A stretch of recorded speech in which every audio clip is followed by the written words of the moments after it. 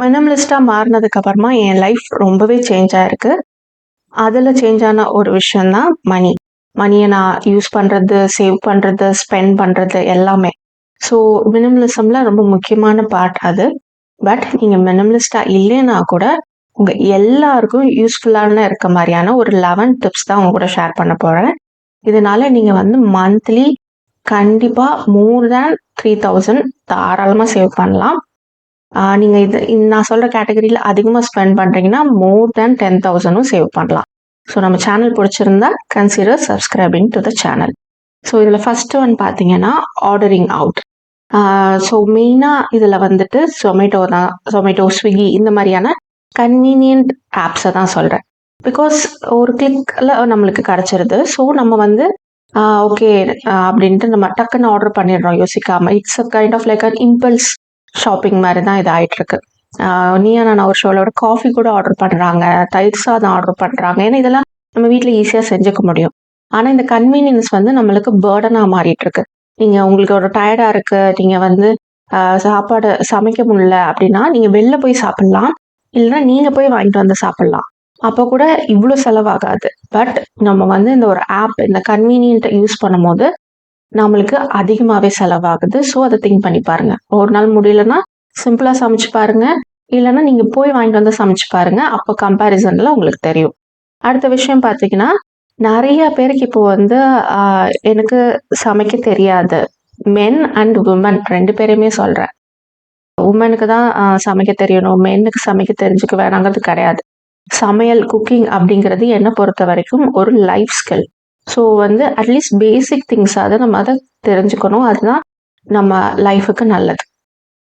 So அதை வந்து ஒரு ஃபேஷன் ஸ்டேட்மெண்ட்டாக நம்ம ஆக்கக்கூடாது, எனக்கு சமைக்க தெரியாது அப்படிங்கிறத. அதை வந்து என்ன சிரிச்சுட்டு ஹாப்பியாக சொல்லி நிறைய பேர் நான் பார்த்துருக்கேன். ஸோ அதனால சொல்கிறேன். ஏன்னா இது சமைக்க தெரியாது அப்படிங்கிறனால தினமுமே வந்துட்டு நம்ம வெளில வாங்கி சாப்பிட்றோம். நிறைய நாள் நம்ம வெளில வாங்கி சாப்பிட்றோம்.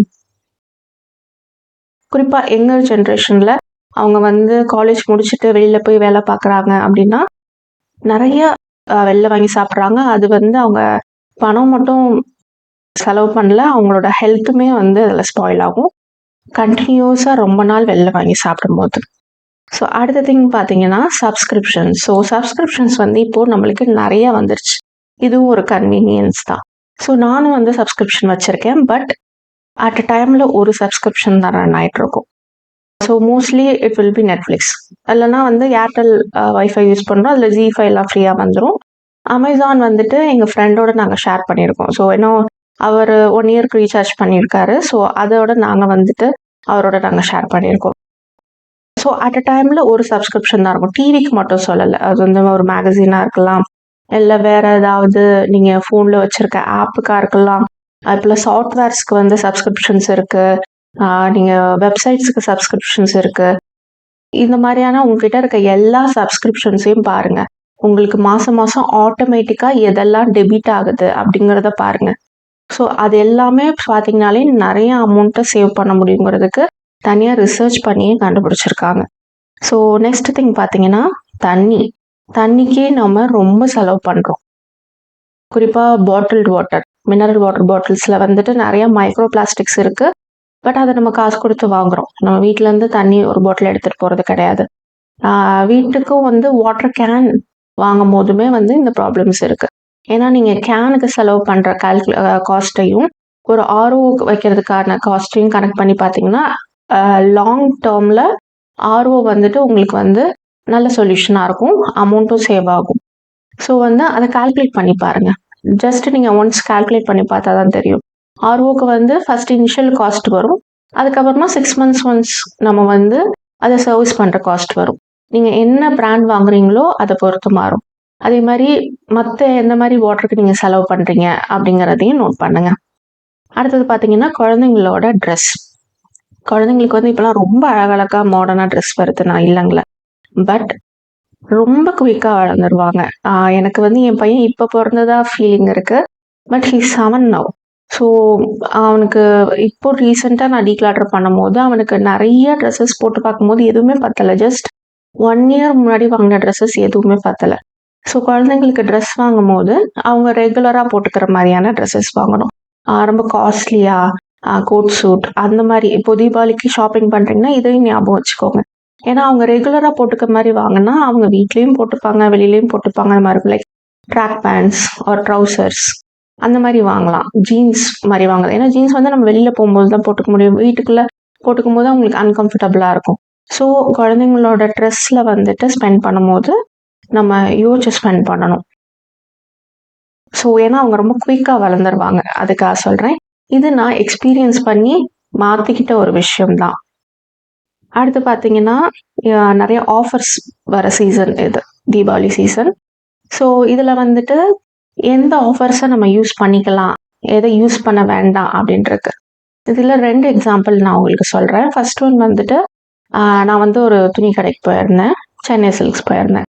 ஸோ வந்து இப்போ கிடையாது, ஒரு 1 or ஆடி தள்ளுபடி டைமில் போயிருந்தேன். ஸோ அதில் போட்டிருந்தது எல்லாமே வந்துட்டு ஆஃபர்னு போட்டு 850 ருபீஸ், அதாவது 1500 அடிச்சுட்டு 850 மார்க் பண்ணியிருந்தாங்க. But it's not totally worth it. அந்த கிளாத்தை பார்த்தாலே தெரியுது.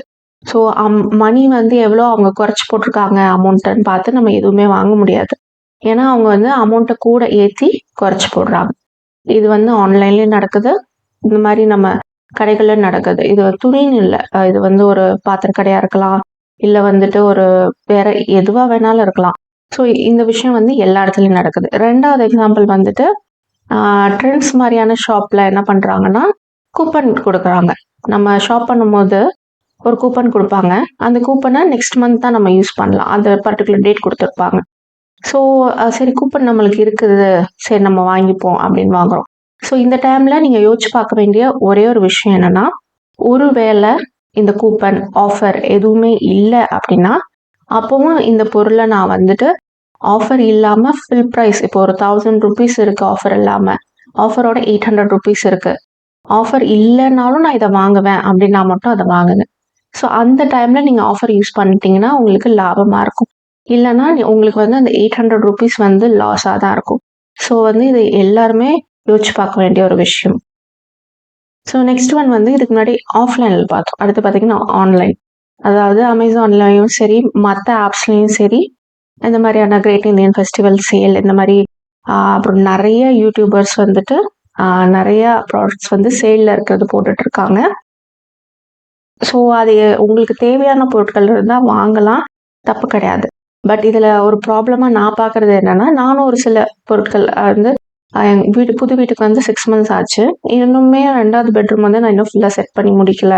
வீட்டுக்கு வாங்கணும்னு சில திங்ஸ் யோசிச்சது இன்னும் கொஞ்சம் கொஞ்சமாக தான் நான் வாங்கிட்டுருக்கேன். ஸோ வந்துட்டு அதில் என்ன ஆகுதுன்னா, ஆக்சுவலாக நார்மல் டேஸில் அவங்க போட்டிருந்த ரேட்டை விட இப்போ வந்து அதிகமாக ஒரு 1000 ரூபாய் இருக்க பொருள் 1000 ரூபான்னு போன மாதம் போட்டிருந்த பொருளோட விலையை டிஸ்கவுண்ட் போக கிரேட் இந்தியன் ஃபெஸ்டிவல் சேலில் அப்படின்னு போட்டு 1300 போட்டிருக்காங்க. நான் வந்து ஒரு புக்கு வந்து டான் ப்ரௌனோட புக்கு எனக்கு ரொம்ப பிடிக்கும். அதோட அடுத்த பார்ட் வந்து வந்திருக்கு 6th புக்கு.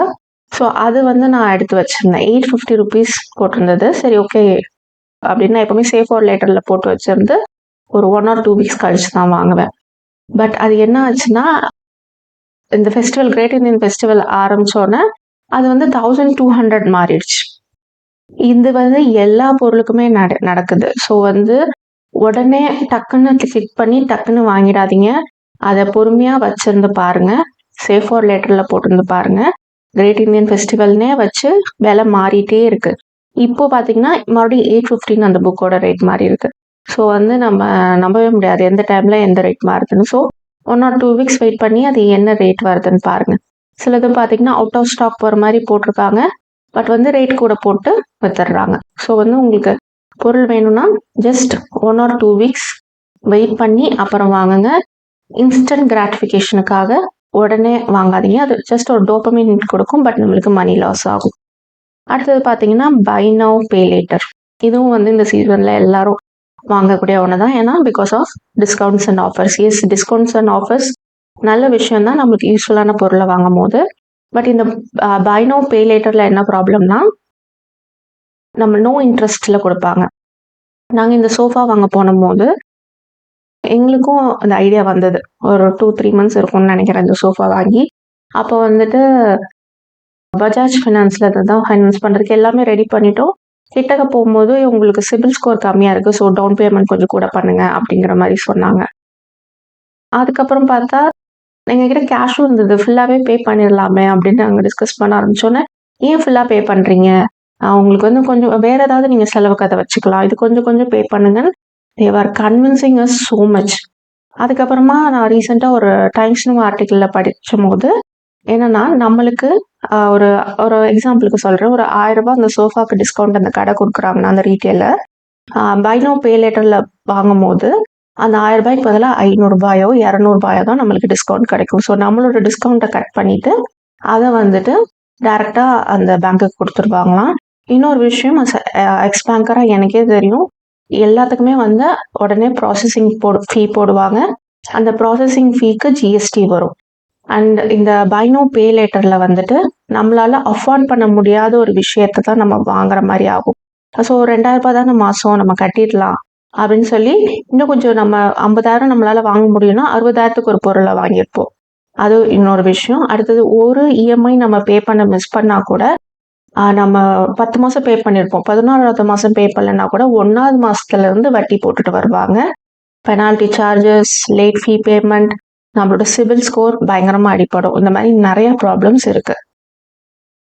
அடுத்த விஷயம் பார்த்தீங்கன்னா டே ட்ரேடிங். இது நிறைய நடக்குது. ஸோ இப்போ எல்லா ஃபினான்ஷியல் ரிலேட்டடான நிறைய வீடியோஸ் வருது யூடியூப்ல, இன்ஸ்டாகிராமில், நிறைய இடத்துல எல்லாருமே மியூச்சுவல் ஃபண்டை தான் வந்து புஷ் பண்ணுறாங்க. இப்போ கோல்டு ரேட் ஏறினோன்னே நிறைய பேர் வந்து கோல்டு வாங்க, மியூச்சுவல் ஃபண்டு தான் இது, கோல்டு இன்வெஸ்ட்மெண்ட் கிடையாதுன்னு சொல்லிட்டு இருந்தவங்கலாம் கோல்டில் இன்வெஸ்ட் பண்ணுங்கன்னு சொல்ல ஆரம்பிச்சிருக்காங்க. அதுவும் வந்து டிஜிட்டல் கோல்டாக வாங்குங்கன்னு சொல்கிறாங்க. பட் அது இன்னொரு டைம் நம்ம பேசலாம். பட் ஃபார் நவ் அந்த மியூச்சுவல் ஃபண்டுக்குள்ளே போகும்போது டே ட்ரேடிங் பண்ணலாமாங்கிற ஐடியா நம்மளுக்கே தெரியாமல் நமக்குள்ள சில பேருக்கு வரலாம். ஸோ டே ட்ரேடிங் பண்ணாதீங்க. It's like gambling. கேம்லிங் பண்ணுறது தப்பு அப்படின்னு நம்மளுக்கு தெரியும். ஏன்னா நம்ம வந்து பணத்தை இழக்கிறதுக்கான வாய்ப்புகள் நிறைய இருக்கு. பணம் ஜெயிக்கிறதுக்கான வாய்ப்பு 1% தான் இருக்கு. அந்த மாதிரி தான் டே ட்ரேடிங். டே ட்ரேடிங்னா ஷேரை வாங்கி உடனே சீக்கிரமா விற்கிறது. அடுத்தது பார்த்தீங்கன்னா ஸ்மோக்கிங் அண்ட் ட்ரிங்கிங். ஸோ இது வந்துட்டு எல்லா படம் ஆரம்பிக்கிறதுக்கு முன்னாடியும் போடுவாங்க. அதே மாதிரி படத்துலையோ சீரியல்லையோ அந்த சீன் ஆனால் ஸ்மோக் பண்ணுற மாதிரி, நம்மளுக்கு பிடிச்ச ஒரு ஹீரோ ஸ்மோக் பண்ணுற மாதிரி, ட்ரிங்க் பண்ணுற மாதிரி காட்டுவாங்க. இது கீழே சின்னதாக லிக்வர் சாப்பிடக்கூடாது, smoking is injurious to health, அதையும் சேர்த்து போட்டுக்கிறாங்க. ஸோ இதையும் வந்து நிறைய பேர் ஃபேஷனாக பண்ணாங்க, இன்க்ளூடிங் பெண்கள். ஸோ எங்கள் வீட்டில் நானும் சரி என் ஹஸ்பண்டும் சரி இந்த பழக்கம் கிடையாது. My husband is tea totaller. அது வந்து எனக்கு ரொம்ப சந்தோஷமான பெருமையான விஷயமாகவும் ஒரு விஷயம். ஸோ அந்த மாதிரியான பழக்கம் உங்களுக்கு இருந்ததுன்னா உங்கள் ஹெல்த்தை மட்டும் இல்லை, உங்கள் ஃபேமிலியோட ஹெல்த்தையும் நீங்கள் சேர்த்து கெடுக்கிறீங்க. அவங்களோட ஸ்ட்ரெஸ்ஸையும் அதிகமாக்குறீங்க அப்படிங்கிறத அடுத்தவங்க தெரிஞ்சுக்கணும். ஏன்னா எங்கள் அப்பா வந்து செயின் ஸ்மோக்கராக இருந்தார். அது வந்து எங்கள் அம்மாவுக்கு எவ்வளோ ஸ்ட்ரெஸ்ஸை கொடுத்ததுன்னு நான் பார்த்துருக்கேன். ஸோ இது ஹெல்த்தும் கெடுக்கும், நம்மளோட மைண்டும் ஸ்பாயில் ஆகும். ஸோ லாஸ்ட் ஒன் பார்த்தீங்கன்னா ஸ்டேட்டஸ்க்காக ஸ்பெண்ட் பண்ணுறது. ஸோ வந்து இன்ஸ்டாகிராமில், பின்ட்ரெஸ்ட்டில் பார்க்குறது நம்மளோட ஒரு இன்ஸ்பிரேஷனுக்காக, ஐடியாக்காக பார்க்கலாம். பட் அதே தான் நம்ம பண்ணணுங்கிறது கிடையாது. அது ஒரு விஷயம். இன்னொன்று, ஸ்டேட்டஸ்க்காக ஸ்பெண்ட் பண்ணுங்கிறது அட் ப்ரெசண்ட்ல ரொம்ப அதிகமாக இருக்கு. இப்போலாம் ரொம்ப யங் ஏஜ் பீப்புள்ஸே வீடு வாங்க ஆரம்பிச்சிட்டாங்க. ஸோ அவங்க வாங்கும்போது இவ்வளோ பெரிய வீடு இருந்தால் தான், 3 பெட்ரூம் இருந்தால் தான், டியூப்ளெக்ஸ் இருந்தால் தான் நம்மளை சொசைட்டியில் மதிப்பாங்க. கார் வாங்கினா நான் வந்து ஒரு 15 lakhs 20 lakhs கார் வாங்கினா தான் என்னை மதிப்பாங்கன்னு ஆயிடுச்சு. ஸோ அடுத்தவங்க, நம்மளுக்கு பிடிக்காதவங்க நம்மளை பற்றி என்ன நினைக்கிறாங்க அப்படிங்கிறத யோசிச்சு நம்ம வாழ ஆரம்பிச்சிட்டோம். அந்த மாதிரி இல்லாமல் நம்ம நமக்காக வாழ்வோம். நம்மளுக்கு பட்ஜெட் என்னவோ அதுக்கேற்ற மாதிரி நம்ம எல்லாம் பண்ணிப்போம். ஸோ தட் டெப்ட் ஃப்ரீயாக நிம்மதியான வாழ்க்கையை நம்ம லீட் பண்ண முடியும். இந்த வீடியோ ஏதாவது வகையில் உங்களுக்கு யூஸ்ஃபுல்லாக இருந்திருக்கும்னு நான் நினைக்கிறேன். அப்படி இருந்தால் ஒரு லைக் பண்ணுங்கள், கமெண்ட் பண்ணுங்கள், ஷேர் பண்ணுங்கள். தேங்க்யூ ஃபார் வாட்சிங்.